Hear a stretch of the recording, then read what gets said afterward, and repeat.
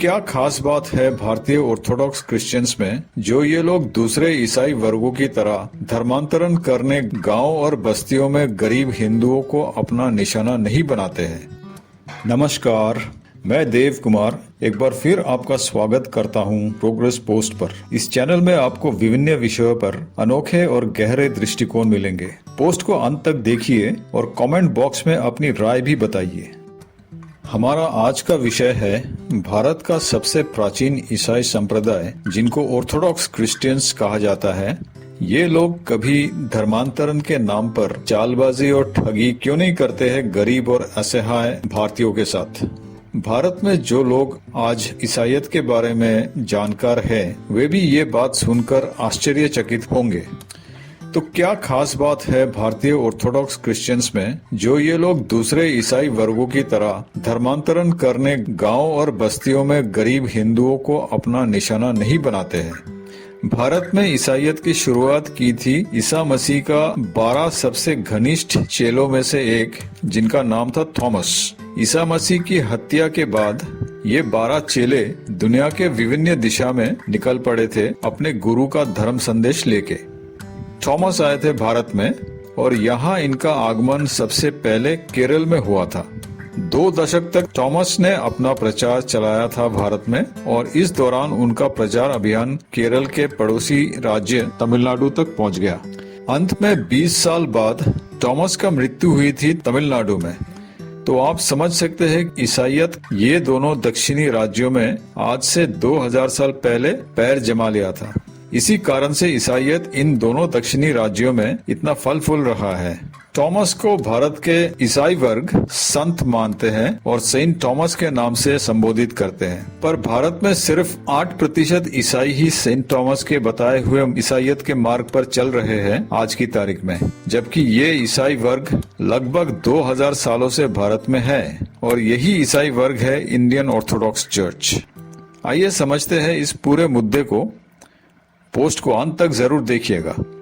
ईसाईयत का आज तक का इतिहास बताता है कि दुनिया भर में ये मजहब 3 अलग अलग गुटों में बटा हुआ है। ये 3 गुट है रोमन कैथोलिक, प्रोटेस्टेंट और ऑर्थोडॉक्स। दुनिया के करीब 250 करोड़ ईसाइयों में से आधे तो रोमन कैथोलिक हैं और लगभग 90 करोड़ प्रोटेस्टेंट हैं। बाकी बचा 35 से 40 करोड़ ईसाई ऑर्थोडॉक्स है, जो कि ज्यादातर पूर्वी यूरोप, मध्य पूर्व और भारत में पाए जाते हैं। दुनिया का सबसे पहला ईसाई समाज यही ऑर्थोडॉक्स वाला क्रिश्चियन थे और ये ज्यादातर मध्य पूर्व यानी मिडिल ईस्ट और इसके आसपास के इलाके यानी नियर ईस्ट में पाए जाते हैं। दुनिया का सबसे पहला ईसाई राष्ट्र था आर्मेनिया, फिर आए जॉर्जिया, ग्रीस, बल्गेरिया। सन 400 एडी आते आते रोमन साम्राज्य में पूरी तरह फैल गया क्रिश्चियनिटी। यहाँ पर ध्यान देने वाली बात है कि रोमन साम्राज्य में ईसाईयत फैलने से पहले सारे ईसाई मूल रूप से ऑर्थोडॉक्स ही थे, पर उस समय इनको आज की तरह ऑर्थोडॉक्स नहीं कहते थे। उन्हें तो सब बस ईसाई ही मानते थे और सबसे बड़ी बात है कि वे खुद भी अपने आप को सिर्फ ईसाई ही मानते थे, न कि ऑर्थोडॉक्स, कैथोलिक या प्रोटेस्टेंट। हमें ये भी याद रखना होगा कि कैथोलिक का मतलब रोमन कैथोलिक ही होता है और ये ईसाइयों का वो वर्ग है जो 400 एडी के आसपास रोमन साम्राज्य में फैल गया था। आपके मन में ये सवाल आ रहा होगा कि ये तो शुरू के दौर की ईसाईयत है, जब इस मजहब में ऐसी कोई वर्ग नहीं थे, तो उस समय ये रोमन कैथोलिक आए कहाँ से? दरअसल ईसाईयत जिस प्रकार से मध्य पूर्व के बाकी इलाकों में फैला था, उसी प्रकार से रोमन साम्राज्य में भी फैला है। परंतु एक बार रोम में पैर जमा लेने के बाद वहाँ के कुछ विशेष परिस्थितियों के कारण ईसाईयत का विकास थोड़ा अलग प्रकार से हुआ है। रोमन साम्राज्य में ईसाईयत का विकास जिस प्रकार से हुआ था, समय के साथ वही पूजा पद्धति रोमन कैथोलिक या कैले कैथोलिक शैली की ईसाईयत बन के उभरा। 16वीं शताब्दी तक कैथोलिक शैली की ईसाईयत पूरे यूरोप में सबसे बड़ा चर्च के रूप में उभर के आया था। इस ईसाई वर्ग का सरगना है पोप, जो वेटिकन सिटी नाम का एक छोटा सा राज्य से इस विश्वव्यापी ईसाई पंथ का परिचालना करता है। वेटिकन सिटी इटली के भूभाग के अंदर ही आता है। 16वीं शताब्दी में जर्मनी के एक रोमन कैथोलिक पादरी ने पोप की तानाशाही का विरोध किया, जो जर्मन राष्ट्रवादी बगावत के रूप ले लिया था। यहाँ से शुरू होता है ईसाईयत का प्रोटेस्टेंट वर्ग की शुरुआत, जिसका मूल विचारधारा है पोप की तानाशाही से स्वतंत्रता। आज दुनिया के 50% ईसाई कैथोलिक है, 37% प्रोटेस्टेंट है और 12% ऑर्थोडॉक्स है। कैथोलिक और प्रोटेस्टेंट शैली की ईसाईयत तलवार, तानाशाही और छल कपट से फैली है दुनिया भर में, और ये दोनों वर्ग आज भी उसी प्रकार से अपना संख्या वृद्धि के काम में लगे हुए हैं। परंतु ये सब के चलते ईसाईयत का सबसे प्राचीन स्वरूप, जो सन 400 एडी तक विकसित हुआ था, वो सिर्फ पूर्वी यूरोप के देशों में बचे हुए हैं आज की तारीख में। ईसाईयत का ये सबसे छोटा संप्रदाय भारत में भी सबसे छोटा ईसाई संप्रदाय बन के रह गया है। भारत के ईसाइयों का सिर्फ 8% ही इस ऑर्थोडॉक्स वर्ग में आते हैं।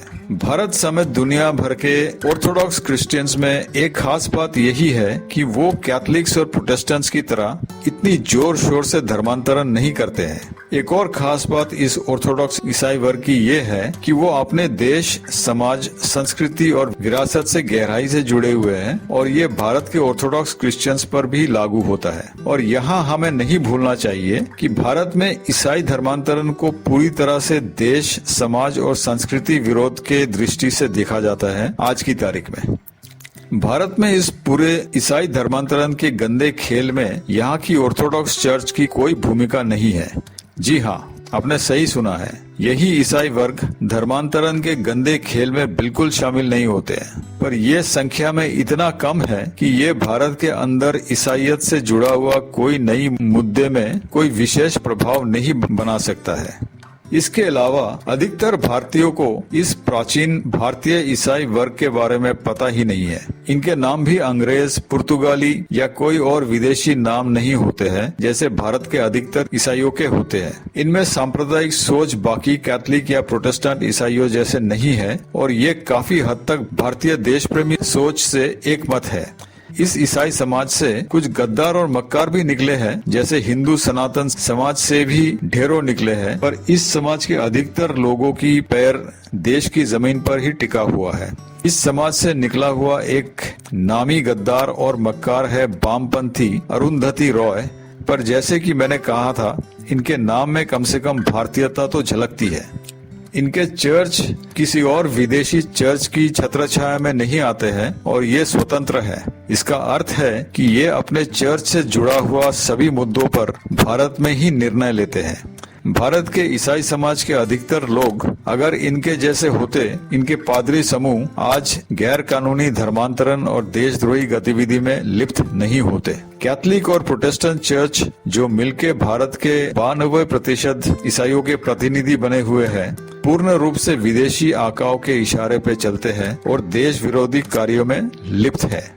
क्या आपके मन में भी सवाल आ रहा है कि क्यों भारतीय ईसाई देश की अपनी और प्राचीन ऑर्थोडॉक्स चर्च से नहीं जुड़ के विदेश से संचालित कैथोलिक और प्रोटेस्टेंट चर्चों से जुड़े हुए हैं? कमेंट करके जरूर बताइएगा। तो दोस्तों, इस पोस्ट को यहीं विराम दे रहा हूं। अगर पोस्ट को आपने यहां तक देखा है तो आशा करता हूं कि ये पोस्ट आपको सूचनात्मक लगा है। जाने से पहले कृपया पोस्ट को लाइक और शेयर करें, और अगर आप चैनल को अब तक सब्सक्राइब नहीं किया है तो कृपया सब्सक्राइब भी कर लीजिए, ताकि आने वाले पोस्ट का सूचना आपको समय पर मिल जाए। धन्यवाद।